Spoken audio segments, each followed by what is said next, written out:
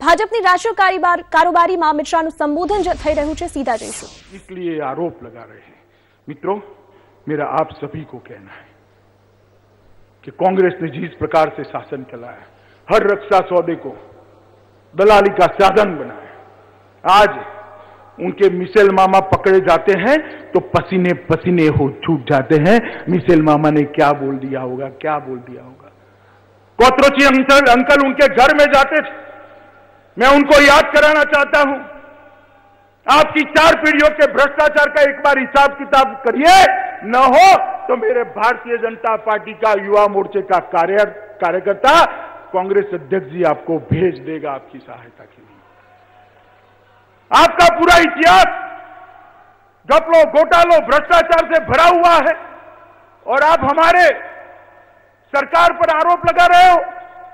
अभी अभी चालू किया है, नीरव मोदी क्यों भाग गया, विजय माल्या क्यों भाग गया, मेहुल चोकसी क्यों भाग गया।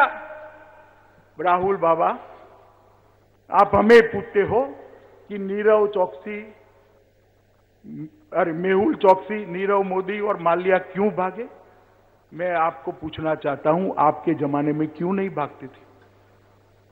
मित्रों, आप सबको मालूम होना चाहिए, ये सारी लोन कांग्रेस के जमाने में दी है, मगर उनको भागने की जरूरत नहीं थी, क्योंकि उनके भागीदार सत्ता पर बैठे थे।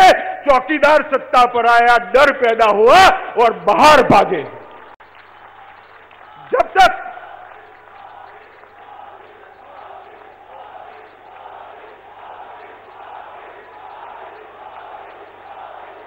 मित्रों, देश की जनता भी आपकी तरह मोदी मोदी मोदी कर रही है। यही सफलता है हमारी 5 साल की सरकार की।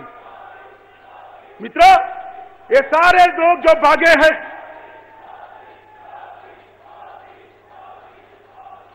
मित्रों ये सारे लोग जो भागे हैं,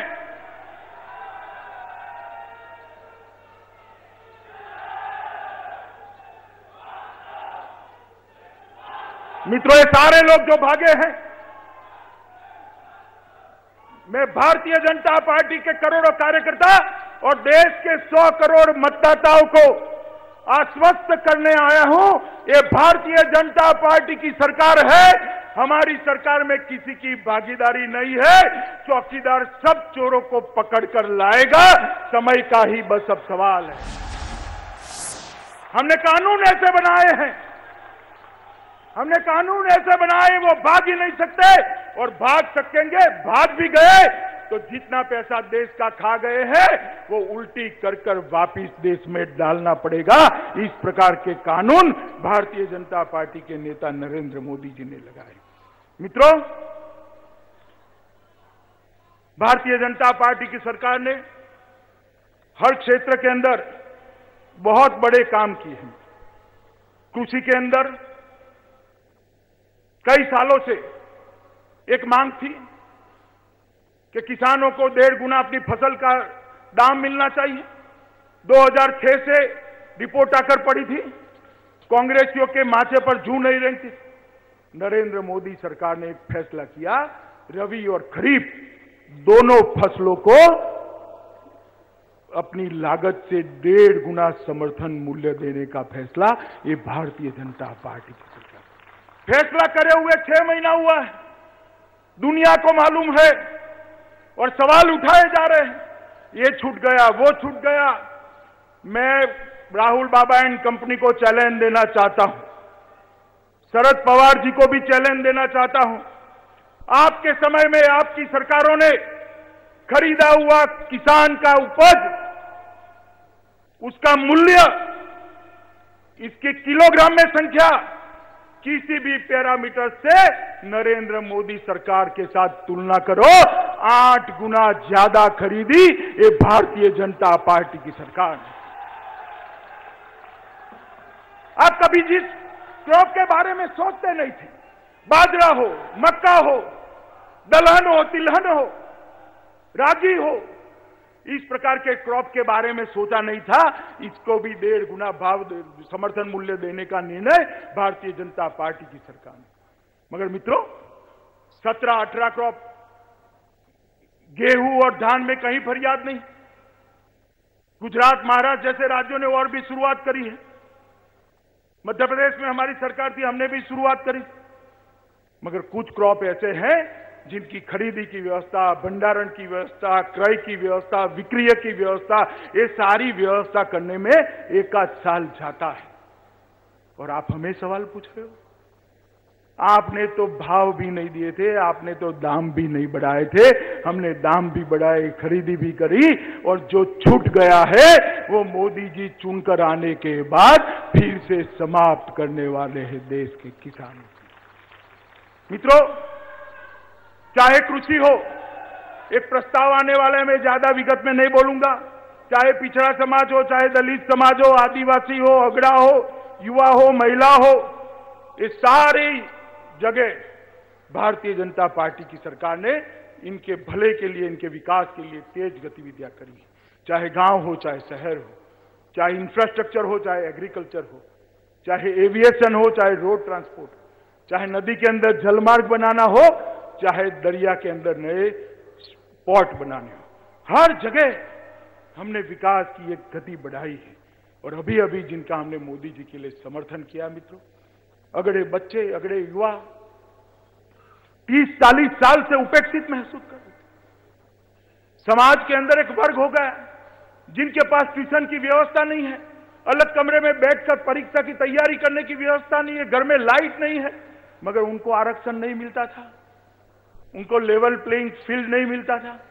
नरेंद्र मोदी सरकार ने अगड़ा समाज के युवाओं के लिए नौकरी और शिक्षा में 10% आरक्षण कर बहुत बड़ा ऐतिहासिक कदम उठाया।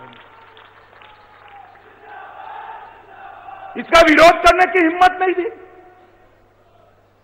और ये कहते हैं श्रीमान कपिल सिब्बल कि आप जनता को मूर्ख बना रहे हो। कपिल सिब्बल साहब, कांग्रेस का चुनाव घोषणा पत्र उठाकर देख लीजिए, आपने भी यह वादा किया था, तो क्या जनता को मूर्ख बनाने के लिए किया था क्या? जब हम कर रहे हैं तो विरोध करना है, और आप में करने का दम नहीं है।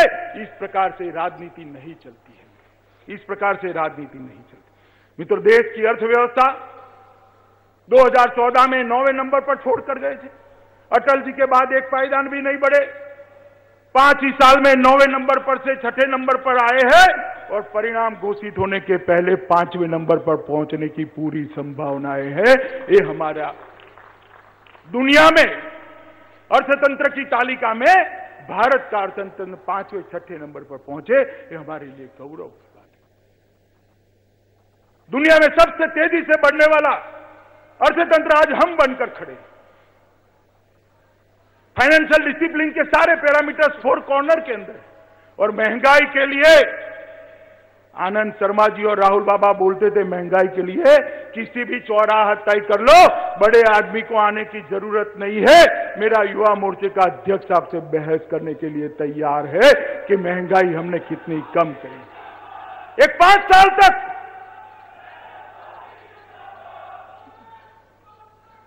एक 5 साल तक गिने चुने मौके छोड़कर हमने महंगाई को काबू लिया है मित्रों।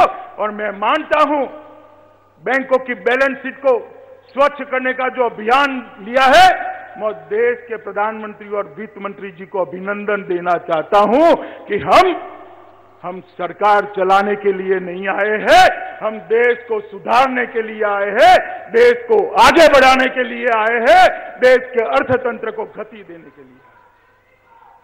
मित्रों,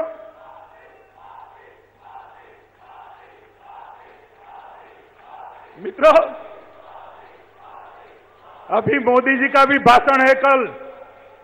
मित्रों, लोक भागीदारी ऐसी समस्या है जो आजादी से नासूर बनी हुई। वो समस्या को कैसे करना सरकार अकेली नहीं कर सकती। मोदी जी ने ऐसे कार्यक्रम दिए और बहुत सारी समस्या को एड्रेस करने की शुरुआत की। मैं 3 बात जरूर कहना चाहता हूं। गांधी जी के बाद स्वच्छता कूड़ा नारा था, मोदी जी ने स्वच्छता को देश का अभियान बनाया और आज देश स्वच्छता की ओर अग्रसर बना है। गंगा के लिए आज कह सकते हैं कि गंगा के पानी के शुद्धिकरण की तेजी से शुरुआत हो रही है। मैं आप सबको कहना चाहता हूं, कुंभ में जाकर प्रयागराज में डुबकी लगाइए, शुद्ध और निर्मल मां गंगा के पानी के अंदर आपको डुबकी लगाने का पुण्य मिलेगा। बेटी बचाओ बेटी पढ़ाओ किसी सरकारों ने इसको हाथ में नहीं लिया।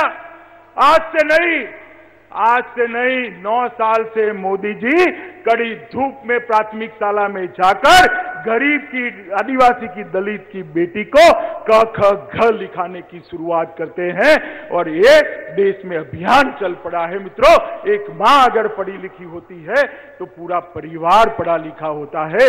ये मोदी जी के मान्यता के अनुसार बेटी को बचाना और बेटी को पढ़ाना, दोनों विषयों में भारतीय जनता पार्टी की सरकार ने एक बहुत बड़ा निर्णय किया है। कई ऐतिहासिक निर्णय किए।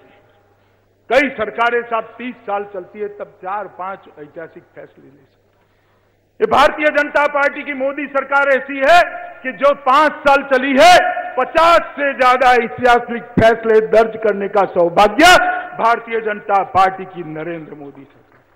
सिख नरसंहार हुआ, सब जानते हैं इसके पीछे कौन था। अब अदालतों ने सर्टिफाई किया, कुछ नहीं हुआ। भाजपा की सरकार बनी, हमने एसआईटी बनाई, एसआईटी ने काम शुरू किया, पीड़ितों को 5 लाख का मुआवजा दिया और इतने सालों से मुक्त घूमने वाले लोगों को जेल की कोठरी में बंद करने का काम एक भारतीय जनता पार्टी की नरेंद्र मोदी सरकार ने। जिस प्रकार से नृशंस हत्याएं हुई थी, इतने लंबे समय के बाद 2500 से ज्यादा सिख परिवारों को आज न्याय मिलने का सौभाग्य नरेंद्र मोदी सरकार लेकर आई। एनआरसी लाए, सिटीजनशिप अमेंडमेंट बिल भी लेकर आए हैं। मैं ऐसा करता हूं, कांग्रेस पार्टी इसका विरोध नहीं करेगी। अफगानिस्तान, बांग्लादेश, पाकिस्तान में पार्टीशन के वक्त जो हिंदुओं की, क्रिश्चियनों की, जैनों की, बुद्धों की, सिखों की जनसंख्या थी, इसमें तेजी से गिरावट आई। क्यों आई? क्योंकि के साथ समानता से व्यवहार नहीं हुआ, प्रताड़ना हुई, धार्मिक अपमान हुआ, शोषण किया गया, सामाजिक अपमान हुआ। वो बेचारे शरण में भारत में आए, उनको भी घुसपैठिया मान लिया गया। कोई कानून नहीं था। भारतीय जनता पार्टी की नरेंद्र मोदी सरकार ने तय किया है मित्रों कि बांग्लादेश, अफगानिस्तान और पाकिस्तान से सिख, बौद्ध, क्रिश्चियन, जैन और हिंदू जितने भी शरणार्थी बनकर आए हैं वो सारे हमारे मेहमान हैं। हम उनको सिटीजनशिप देने का फैसला ये भारतीय जनता पार्टी। मित्रों, फैसला ऐसा है सदियों में एक बार होता है। एक्ट लाकर सिटीजनशिप एक्ट को सुधारना, 15 साल तक किसी की राह देखने की जरूरत नहीं है। तुम आ गए, अपने देश में आए हो, अब नागरिक बनके समकक्ष समर्थता के साथ जियो। इस प्रकार का बात। ट्रिपल तलाक, हज सब्सिडी, नोटबंदी, जीएसटी, ढेर सारे फैसले, बहुत बड़ा एक प्रकार का परिवर्तन देश के अंदर लाने का काम किया है। और जब ये फैसलों के लिए हमारे मीडिया के मित्र कहते हैं कि इसका विरोध वो होगा, इसका विरोध हो रहा है, मैं आपको बताना चाहता हूं, नरेंद्र मोदी सरकार ने कभी लोगों को अच्छे लगे ऐसे फैसले नहीं लिए हैं। लोगों के लिए अच्छे हो ऐसे फैसले हमने दृढ़ता के साथ। चुनाव जीतने के लिए हम राजनीति के अंदर नहीं है। हमने जो फैसले लिए हैं देश के स्वर्णिम भविष्य के लिए है कि ये है, और किसी को चिंता करने की जरूरत नहीं है।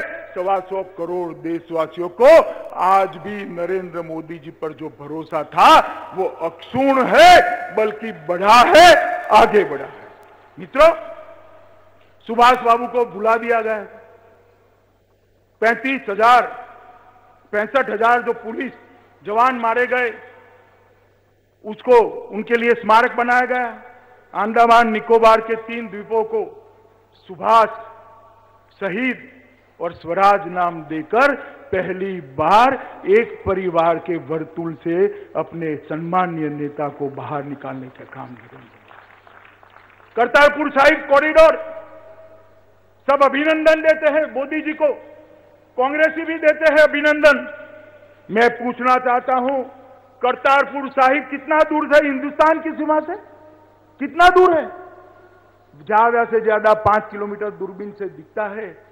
जब विभाजन किया, आप सत्ता में थे, करतारपुर साहिब क्यों छोड़ दिया?